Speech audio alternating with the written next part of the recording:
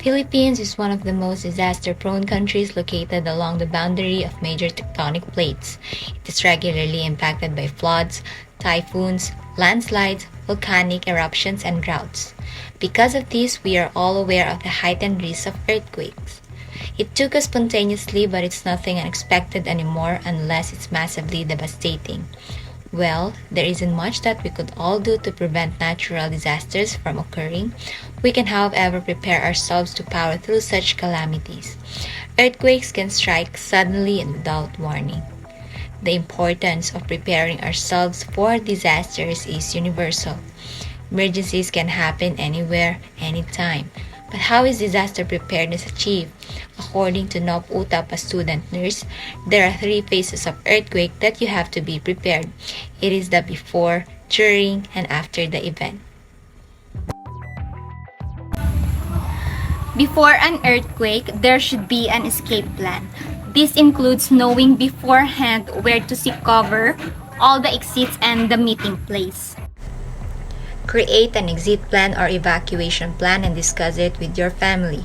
If an earthquake happens, you and your loved ones may need to evacuate a damaged area afterwards. Plan a second way to exit from each room or area if possible. By planning and practicing for evacuation, you will be better prepared to respond properly and efficiently to signs of danger. According to NOP, one of the most important things to get ready for is administering first aid kit on common injuries like bleeding, wounds, and fractures. Accident happens kaya parang Scouts of the Philippines lang dapat lagi tayong handa. It is very important to have a compact kit where your first aid needs are within arm's reach. Ang first aid kit ay convenient dahil andyan lahat ng essential medical products mo in one place. So, in case of accidents, you won't have a hard time treating it right away. Nakaka-prevent ng malalang complications from injury. The faster you treat your injuries, the lesser your complications.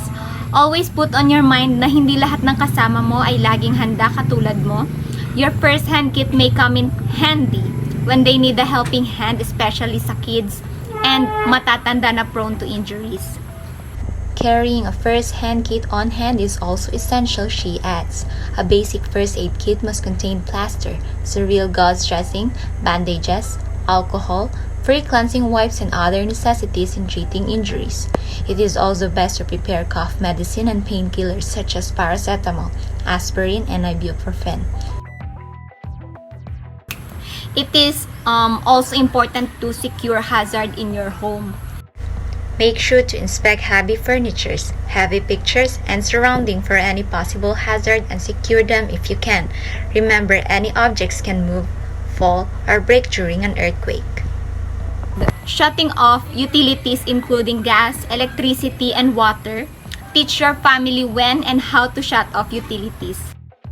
This usually involves turning off one or more of the following: natural gas, water, and electricity.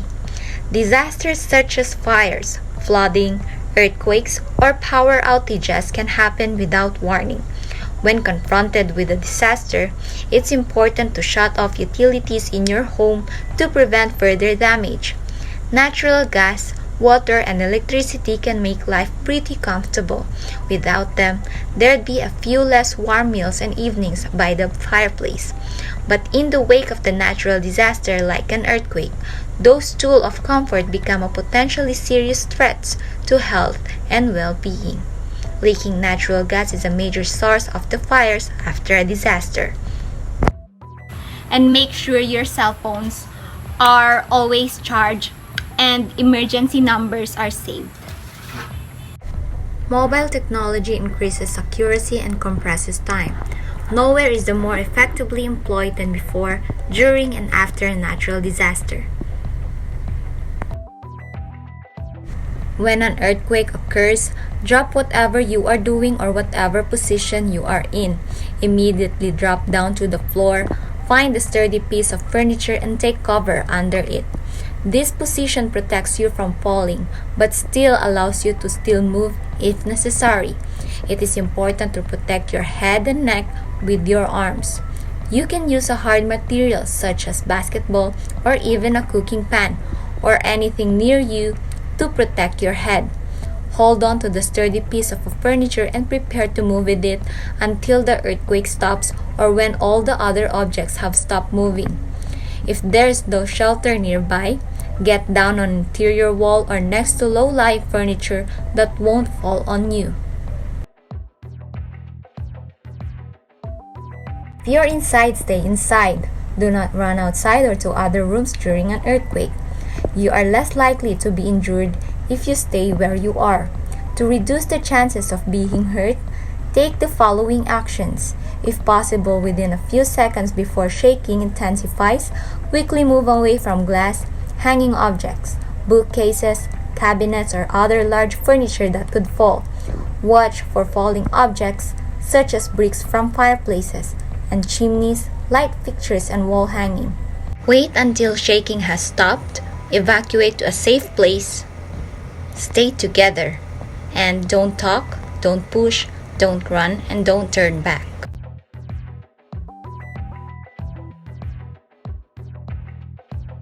If you're inside a crowded place, drop, cover, and hold on.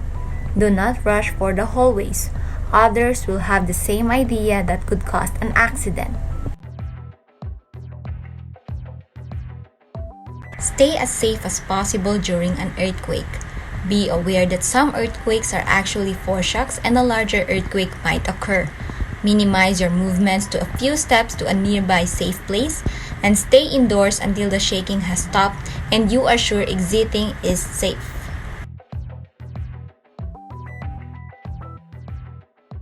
If you are outside, stay outside.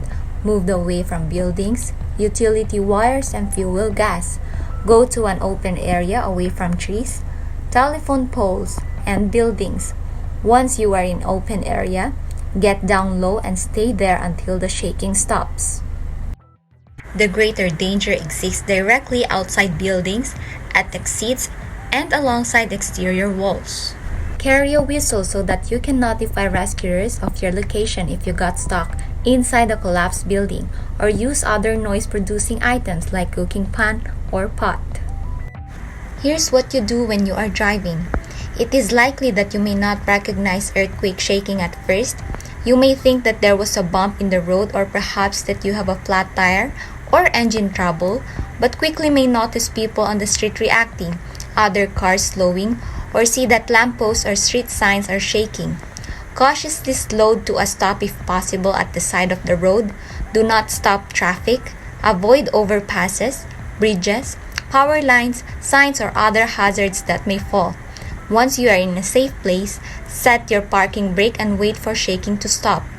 Once the shaking has stopped, be aware of any new hazards such as fallen power lines, trees, and broken glass. Stay away from beaches and waterfront areas, as tsunamis are likely to occur after an earthquake. Check yourself and others for injuries. Provide first aid for anyone who needs it. Check for smell of gas. If you smell it, open all windows and doors. Leave immediately and report it to the authorities. Stay connected. Turn on battery-operated radio or television. Do not use the phone unless it's an emergency to help protect internet and telephone connectivity. Protect yourself from broken glasses after an earthquake. Stay away from damaged areas. And be alert for aftershocks.